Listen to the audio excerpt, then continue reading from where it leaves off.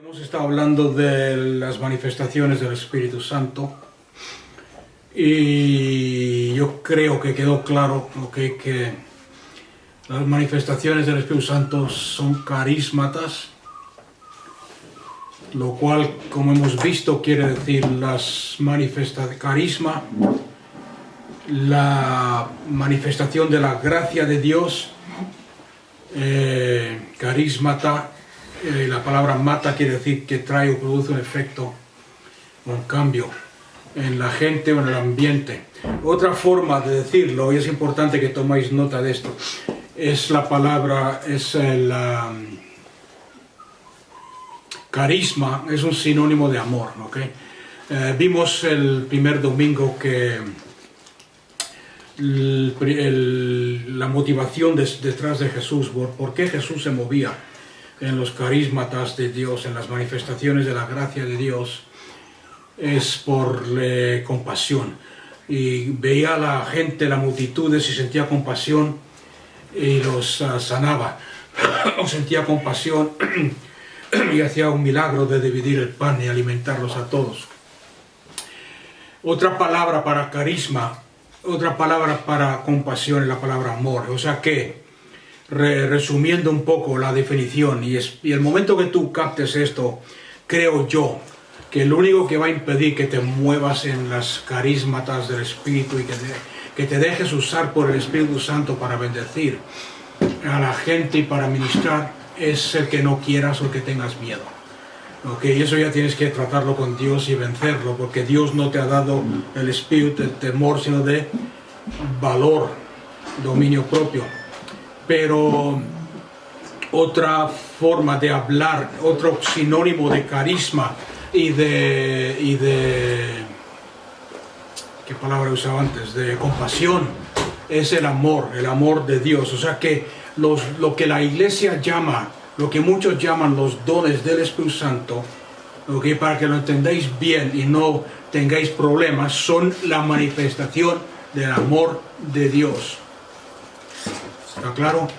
Cada vez que tú te encuentras con una persona en necesidad, te expones o te prestas al Espíritu Santo, le dices, te sometes al Espíritu Santo para que el amor de Dios se manifieste a través de ti hacia esa persona, la compasión hacia esa persona que está en problemas, ¿sabes? Esa persona que está enferma, esa persona que está en necesidad, es el amor de Dios. O sea que todos tenemos el amor de Dios. Como vuelvo a repetir lo que dije en los primeros dos estudios, no hay excusa, porque la Biblia dice en Romanos 5 que el amor de Dios ha sido derramado en nuestros corazones por el Espíritu Santo.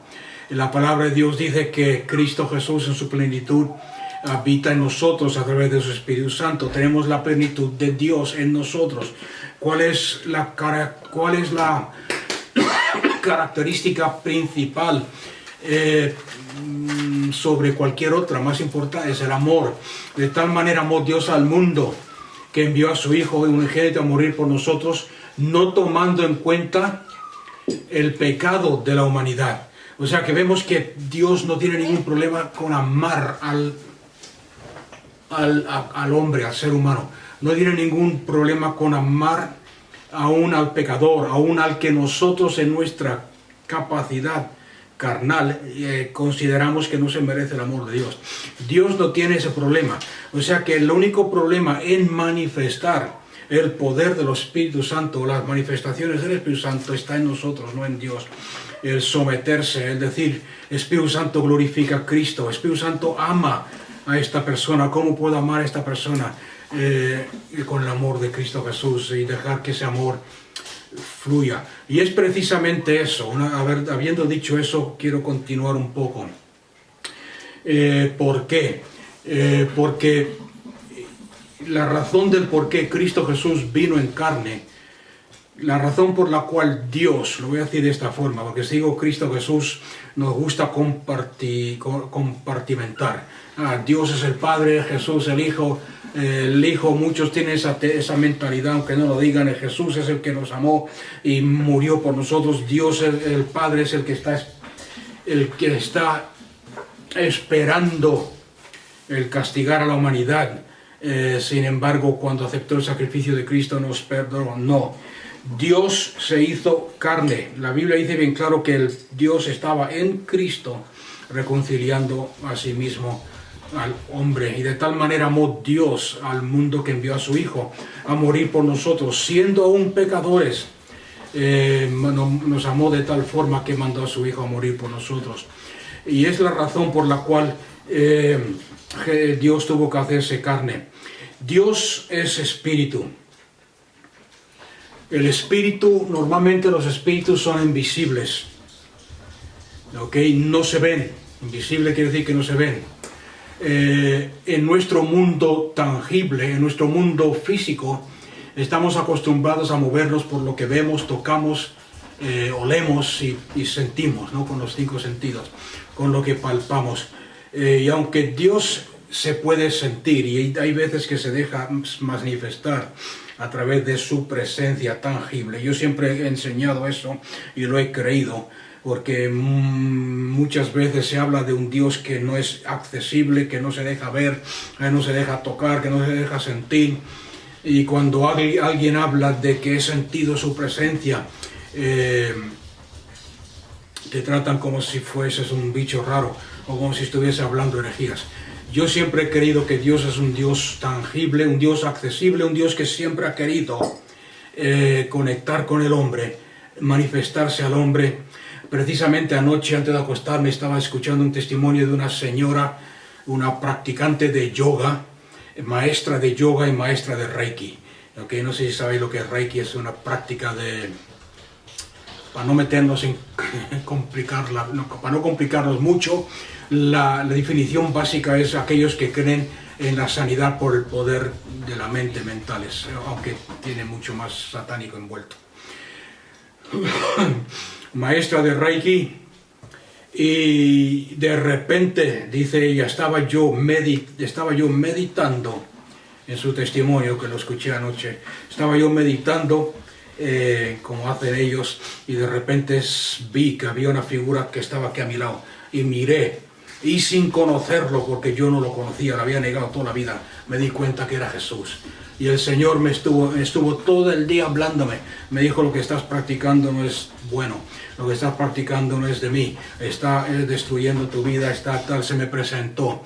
O sea que vemos un ejemplo. Y a propósito, para aquellos que practican o piensan que el yoga es bueno, el Espíritu de Dios también le dijo, y arrepiéntete por someterte al espíritu de yoga, que está controlando tu mente y tu cuerpo. No es una forma de ejercicio como piensan muchos.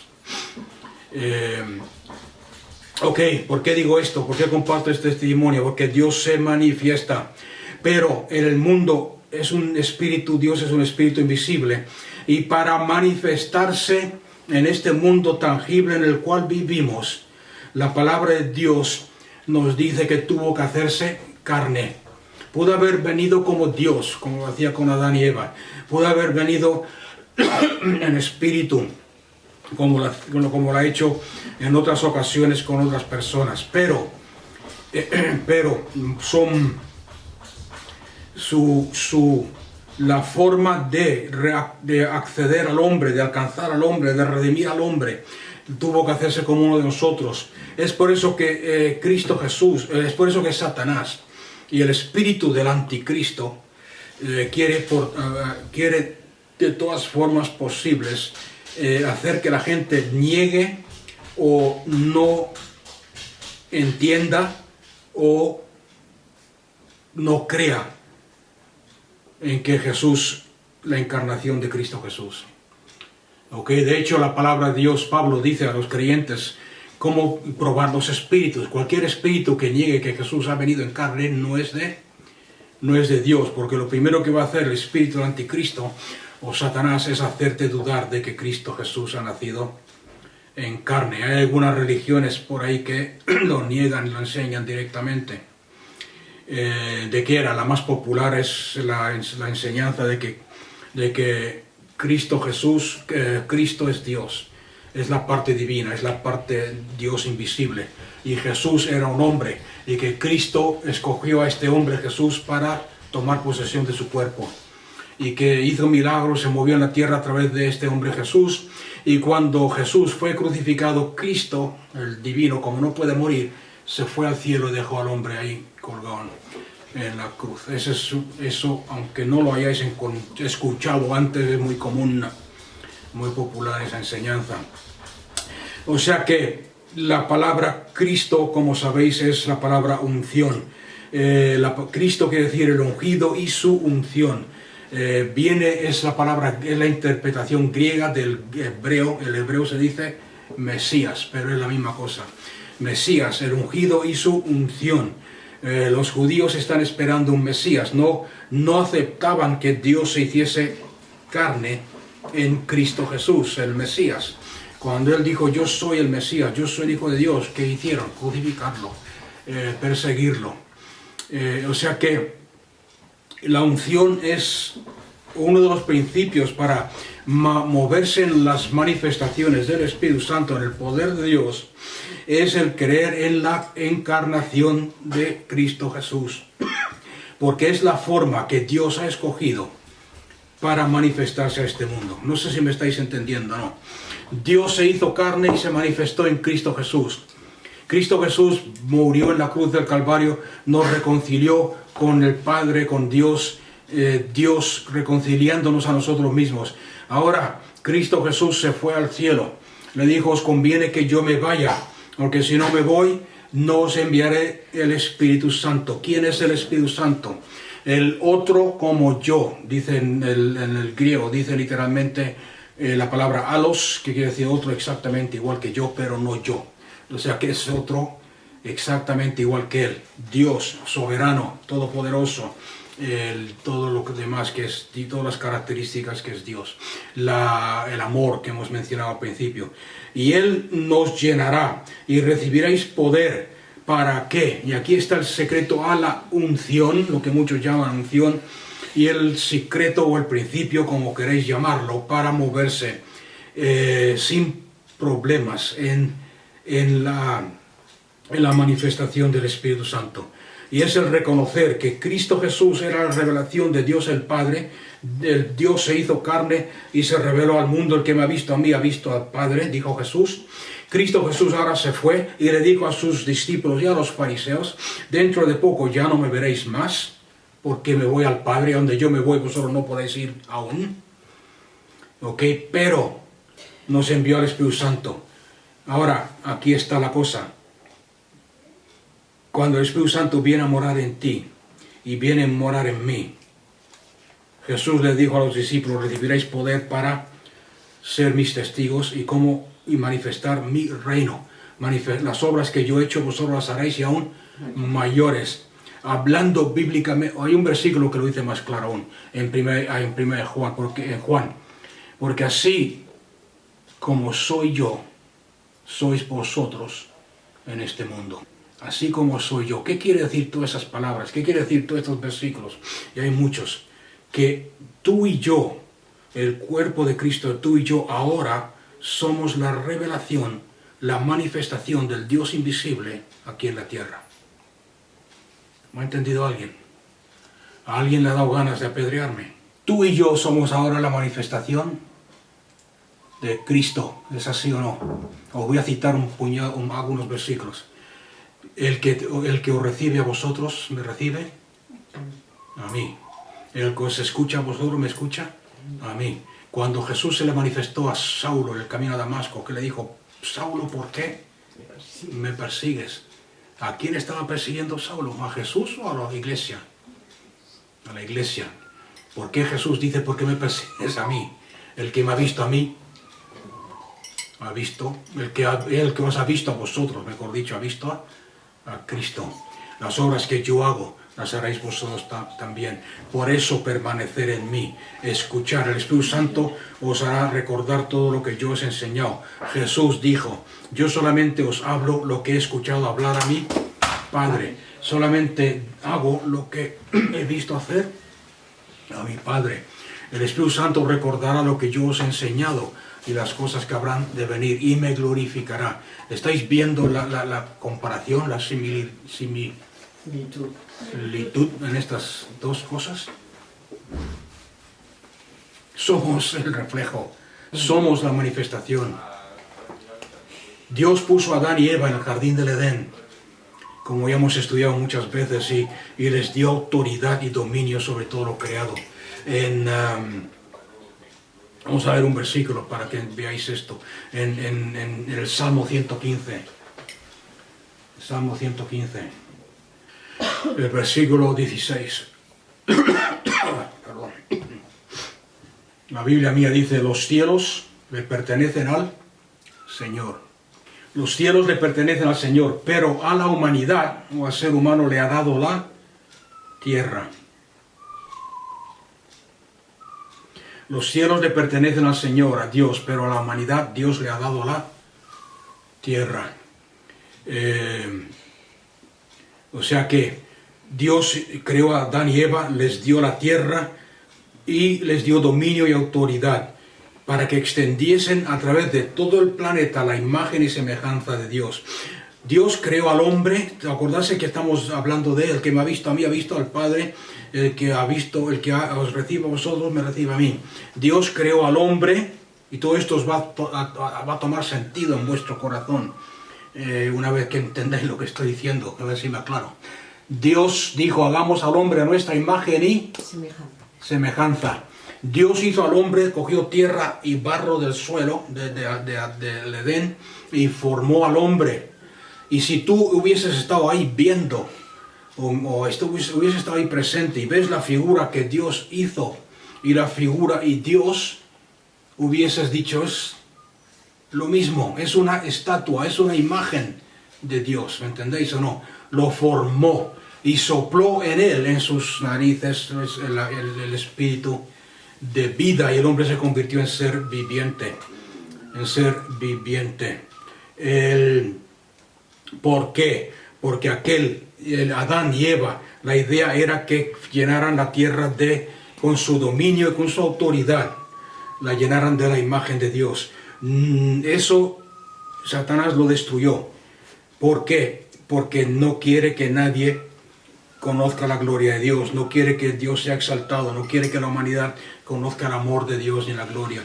Entonces destruyó esa imagen de la humanidad. Ahora mismo la humanidad que vive en pecado destruida. Solamente tenéis que mirar a algún enfermo, algún drogadicto, la imagen de desánimo, no sé cómo, a un borracho, alcohólico, a los que viven despreciando a esta gente por ningún lado, pero se deteriora la imagen, ¿sí o no? Lo habréis visto, todos conocéis a alguien. Satanás, a través del pecado, queriendo destruir la imagen y semejanza de Dios, lo hizo en el Edén con Adán y Eva. Cuando pecaron, perdieron esa gloria, perdieron esa autoridad, perdieron ese dominio. Cristo Jesús vino para restaurar esa imagen. En la cruz del Calvario no solamente murió para que el día que tú te mueras te vayas al cielo, como enseñan el cristianismo. No murió por eso, murió para restaurar y todo lo que se había destruido. La imagen de Dios, la relación con Dios, el velo se rasgó en dos en el templo para demostrar que la relación con el Padre estaba abierta, que como humanos podíamos entrar la presencia de Dios el Padre.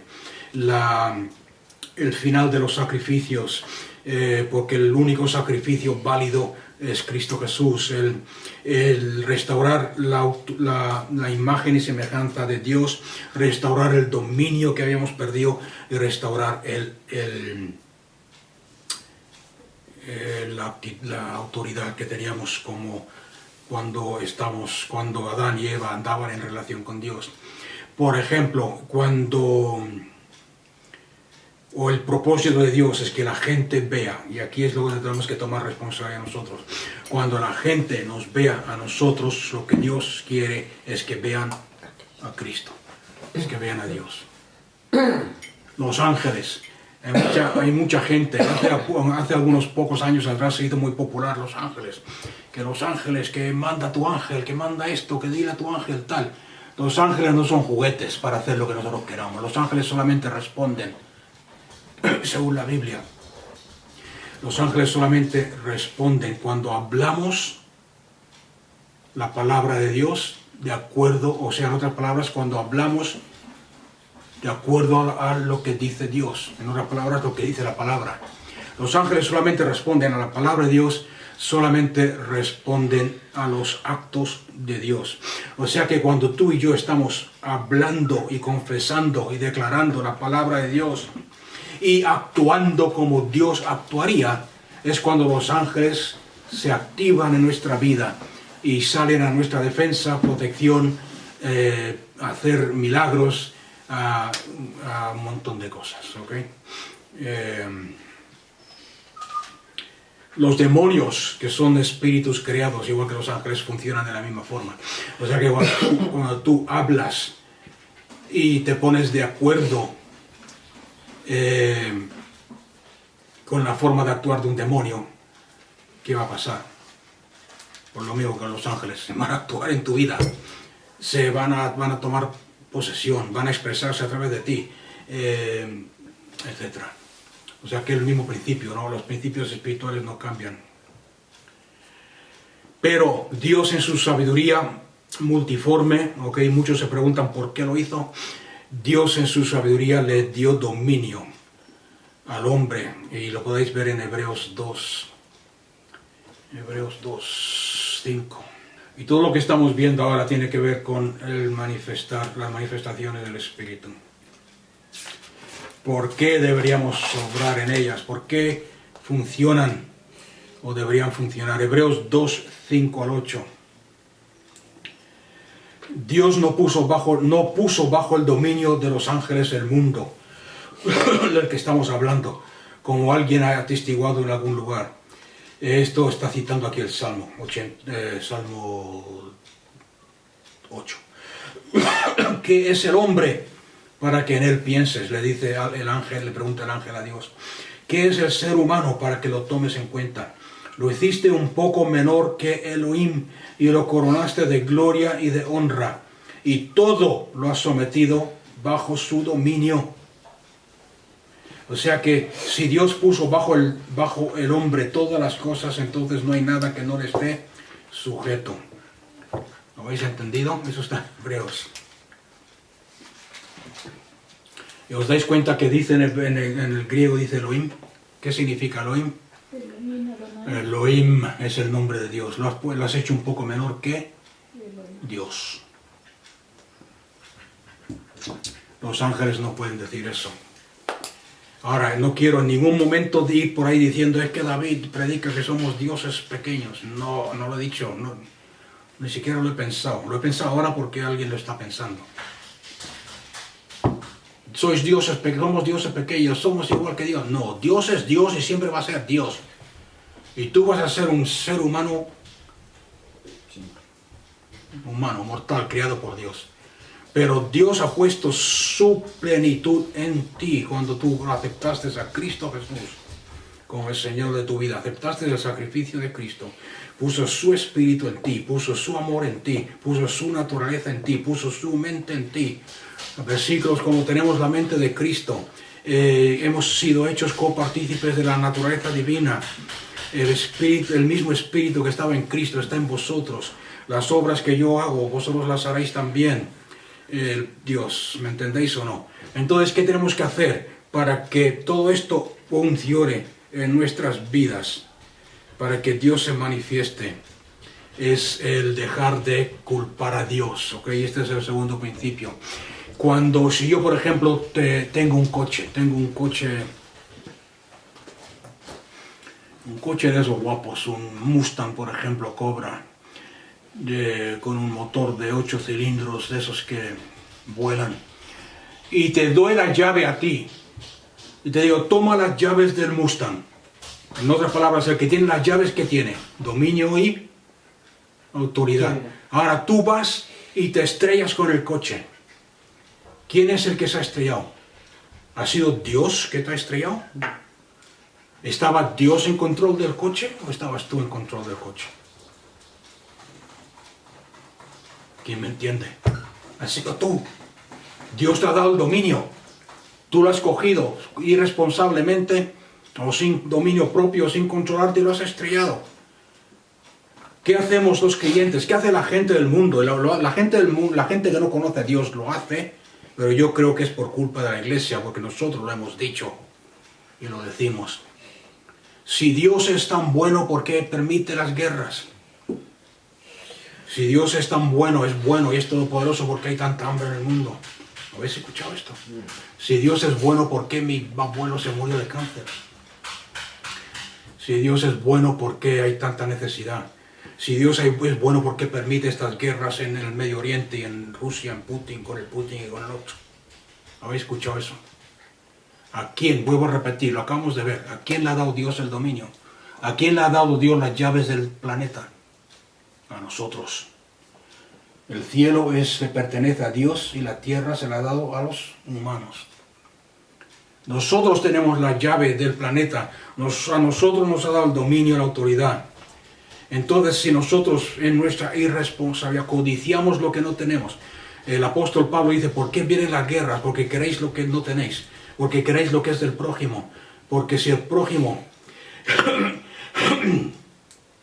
Porque si el prójimo tiene esto, yo lo quiero. Si tiene petróleo, yo quiero el petróleo. Si tiene cobre, tiene el oro, lo quiero yo para mí. Hay guerras. Culpa a Dios. ¿Por qué Dios permite? Dios no permite la guerra. Dios no permite el hambre. Dios no permite la pobreza. O sea que Dios no ha planeado que tú seas un desastre. Dios no ha planeado que tú destruyas tu vida. Todo lo que tú estás viviendo, todo lo que tú estás viviendo ahora mismo es el resultado de las decisiones que tú has tomado, sean buenas o sean malas. Y Dios no tiene nada que ver con esto. Dios te ha dado a ti las llaves del coche. ¿Me comprende alguien? Y tú eres el que tienes que tomar decisiones, decir, no, esto no es todo. Pablo dice, todo es bueno y todo me es lícito, pero no todo me conviene. ¿Por qué? Porque el alcohol me va a pudrir el hígado. Los vicios me van a matar. Si tomo esta decisión, me voy a llevar por un camino de tristeza o de destrucción del cual me voy a arrepentir. ¿Sí? Y no podemos echarle la culpa después a Dios. Y los pensamientos de Dios son los mismos toda la eternidad y no cambia. De hecho, la palabra en Jeremías, la palabra de Dios dice, los pensamientos de Dios hacia vosotros son de bien, de bendición y de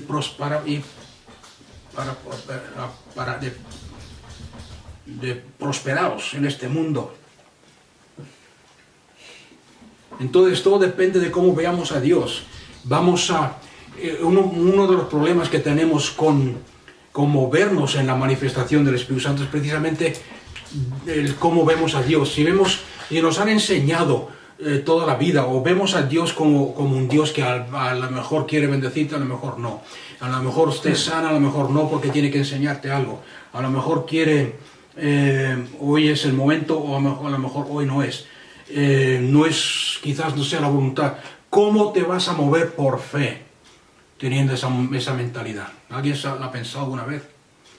Si tú eres de los que cree, a lo mejor Dios quiere sanar, oro por esta persona o no, ¿querrá Dios sanarla? ¿Será su momento? ¿Le está enseñando algo? ¿Quiere Dios sanarme a mí? ¿Quiere Dios sanar? Uso la sanidad porque es lo que más nos afecta ahora, pero cualquier otra cosa, ¿quiere Dios usarme? Si nuestra actitud es esa, no lo sé, no conozco, es que hay que orar, como dicen muchos, hay que orar de acuerdo a la voluntad de Dios, si no la voluntad de Dios te la estoy explicando, la Biblia lo dice bien claro. El momento que tú dudes, ¿será de Dios o no será de Dios? ¿Querrá Dios sanarlo o no? ¿Será el momento o no será? Entonces ya no puedes moverte por fe. La Biblia dice que todo lo que hagamos tiene que ser por fe. Entonces tienes que ver. Job dijo una vez, si alguien quiere apuntar Salmo 33:11, el versículo que estaba buscando antes, para que veáis que Dios no es de los que cambia. Hoy pienso esto sobre ti y mañana voy a hacerte lo contrario. Ahí veréis bien claro que Dios no es así. Dios no es frívolo. Dios no es un esquizofrénico. Job hizo una oración una vez en Job 9:32 y dijo, quisiera, Señor, verte para conocerte. Job 9:32. Vamos a leerlo porque lo estoy parafraseando un poco. Job 9:32. ¿Estáis recibiendo algo? Dios no es hombre como yo, para que juntos comparezcamos ante un tribunal. Quiero conocer, siga hablando joven, tal. Dios, quiero verlo cara a cara, quiero verlo como si fuese Dios y yo fuésemos hombres, pero Dios no es hombre como yo. Entonces, ¿cuál es la respuesta al clamor de Job? Cristo Jesús.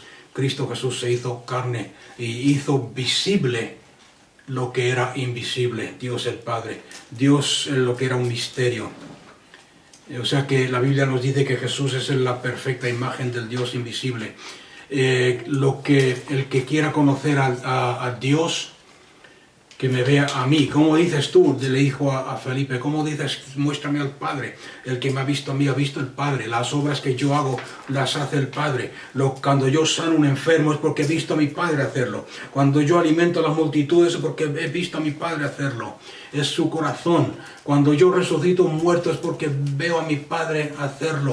Es su corazón, su naturaleza.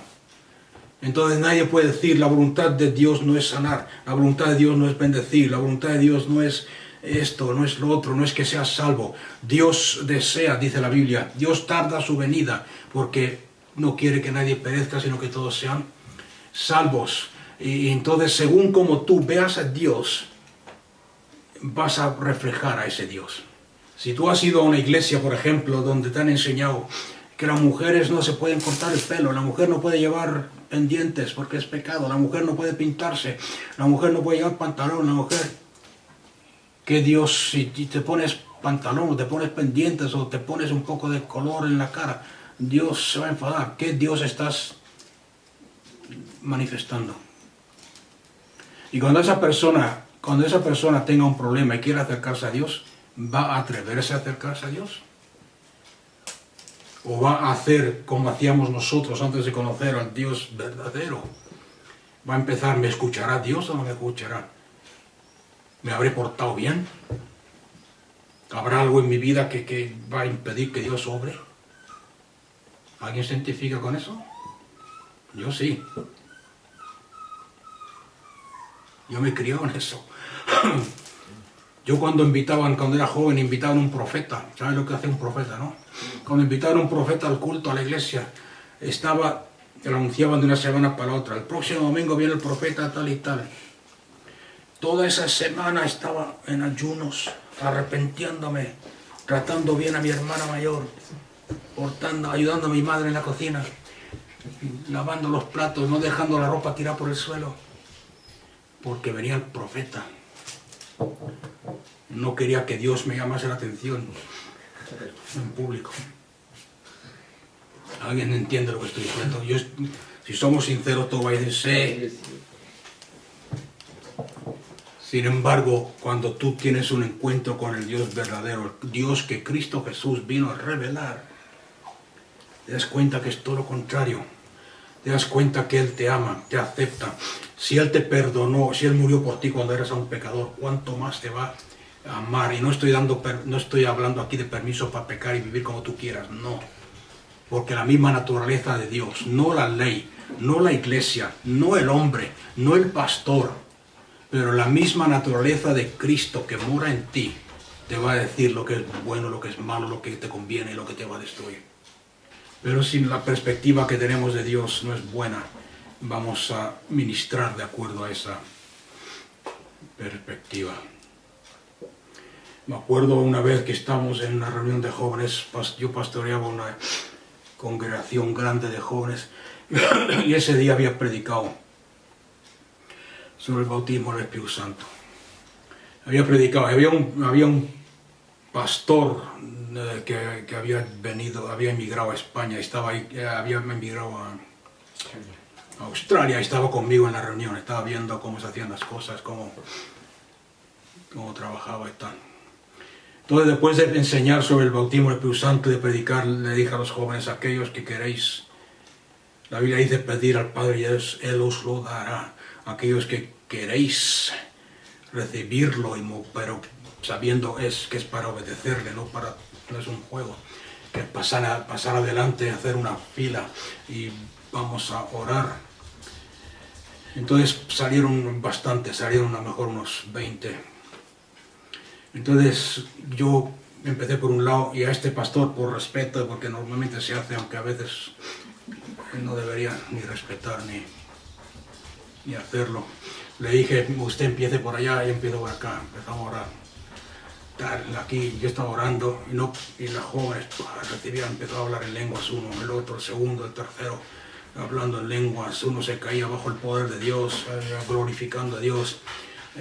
Miraba así de reojo al otro y de repente se me acerca, no pasaba nada por ahí, se me acerca y le dice, pastor, si le dices a los jóvenes, y tú mismo, siempre llevaba anillo, le dices que se quiten los anillos y las cadenas, van a recibir el Espíritu Santo. Le dije yo, hermano, mira, ves esos 7 que están ahí hablando en lenguas. Uno lleva cadena, el otro lleva una pulsera de estas de cuero. Hay por ahí una. Uno lleva un anillo, uno lleva una cadena con el escudo del Barça. Tal, y están hablando en lengua, están glorificando a Dios. Y no se la han quitado. Dije así, entonces no me venga con esas cosas, porque Dios no es el Dios que yo le he presentado a estos jóvenes, es el Dios de la Biblia. No es el Dios severo del legalismo. Vuelve a orar por la gente y ora con confianza en que Dios quiere bendecirlos. ¿Me entendéis o no? ¿Qué vamos a hacer ahora? Ponernos todos anillos de esos grandes como los raperos de cadenas. Hay un pastor bautista que lleva 20 cadenas colgadas del cuello. Anda así. No sé si lo conocéis, el que hacía el moreno del equipo A, se llama. Ese es pastor de la iglesia bautista. La cadera. No quiere decir que vayáis, porque si el Señor te dice, quítate esas cosas, tú en obediencia, ¿qué vas a hacer? Quitártelas. Una vez en un culto de avivamiento, hicimos una fogata afuera. Fogata grande. Estamos afuera los jóvenes y los mayores, los adultos se unieron a nosotros, estamos adorando a Dios en la fogata, la presencia de Dios manifestándose tal. Y sale una hermana que tenía, una hermana española, tenía un montón de cadenas y tal, se las quitó, la tiró a fuego. Yo, Señor, está el oro, ahora mismo está el oro a 4.000 euros la onza. Al otro día por la mañana estaban todos los jóvenes carbando a ver si encontraban el oro. Tiró un montón de cadenas de oro ahí al fuego. Digo, madre mía, a ver, me las daba a mí. Amén, ¿entendéis lo que estoy diciendo? Es la imagen de Dios que tú tengas. ¿Le vas a mover en misericordia o no? Si tenemos una perspectiva distorsionada de Dios, eso es lo que vas a transmitir. Y vas a poder ministrar con más o menos efectividad. Si nos han enseñado que Dios está en control de todo, entonces nos va a hacer muy difícil orar la oración de fe. Porque no sabes si Dios está controlando esa situación. O sea, si Dios quiere que esa persona esté enferma, o que esa persona muera, o que esa persona esté en problemas o tal. O si es la consecuencia de sus errores. ¿Ok? Y eso es otro concepto bíblico. Dios nunca. Hay muchos que enseñan por ahí, es que Dios lo que has sembrado, eso cosecharás. Dios te va a pagar según lo que estás viviendo, son las consecuencias de tus...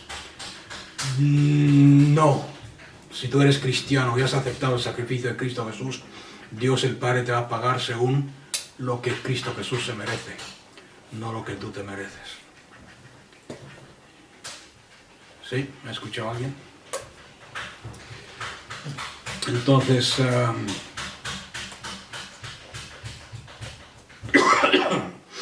tenemos que cambiar nuestra mentalidad, nuestra forma de ver a Dios. Y no pensar que Dios controla todo y que las cosas que pasan en el mundo pasan porque Dios es Dios. No, pasan porque nosotros tenemos la llave y estamos conduciendo el coche sin responsabilidad. La Biblia nos dice que tenemos que ver las cosas que no son como si fuesen. Entonces, aunque no veas el resultado final, estás viendo a Cristo, estás viendo su amor, estás viendo su misericordia, estás viendo su gloria. Ministra. El versículo que leímos la semana pasada en 2 Corintios 1:20. Porque en Cristo Jesús las promesas, vamos a leerlo otra vez. 1 Corintios 1:20. Vamos a leerlo otra vez porque después, la semana pasada, cuando cité este versículo, muchos me mandaron mensajes diciendo, eso no está en la Biblia, eso no está en la versión mía. 2 Corintios 1:20. Dice la palabra, todas las promesas que ha hecho Dios son sí en Cristo. Así que por medio de Cristo nosotros respondemos amén para la gloria de Dios. Muchos dudaron de ese versículo porque muchas versiones más, la Reina Valera por ejemplo dice porque las promesas de Dios son sí y amén en Cristo, pero lo que dice literalmente en griego es son sí en Cristo y por eso nosotros respondemos con un confirmación. En otras palabras, Dios no dice a lo mejor o quizás, sino que decimos sí.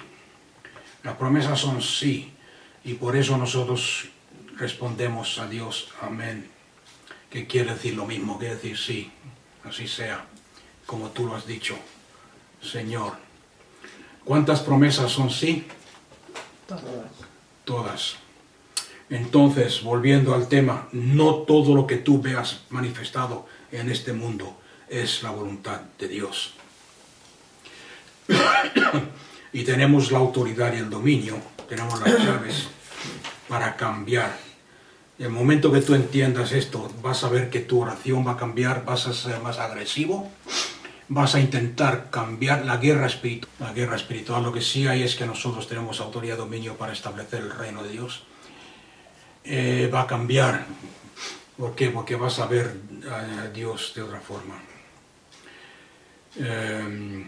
Para poder cambiar la situación en la cual estás viviendo, para poder cambiar la situación de tu familia, la situación de tu país, la situación de tu pueblo, la situación de tu hogar, necesitas una revelación de Dios que sea contraria a lo que estás viendo con tus ojos naturales. Tienes que ver lo invisible, lo que Dios está viendo. ¿Por qué? Porque Dios ha revelado toda su voluntad en Cristo Jesús, su Hijo. Y si no cambias tu forma de ver a Dios, entonces vas a tener muchos problemas, como muchos creyentes, en orar la oración de fe y de creer que Dios puede hacer un milagro en cualquier situación. Entonces, ¿por qué las manifestaciones del Espíritu Santo? No sé si lo estáis viendo claro o no, no sé si he sabido transmitirlo todo, pero no es un juego al azar. Algunos lo tienen, otros no. Algunos tienen los dones, otros no. El que tiene los dones se puede manifestar y dar gloria a Dios y el que no es eso. Y yo creo que lo he dicho, lo he explicado claramente, es la manifestación, los dones del Espíritu Santo. El Espíritu Santo es el Dios de amor. Los dones, lo que la gente llama dones del Espíritu Santo, es la manifestación del amor de Dios. Y si tú tienes a Dios en ti, tienes el amor de Dios en ti, entonces deja fluir ese río. El río, déjalo fluir. ¿Cómo se deja fluir el río? No poniendo impedimentos, no haciéndole caso a lo que ves con tus ojos.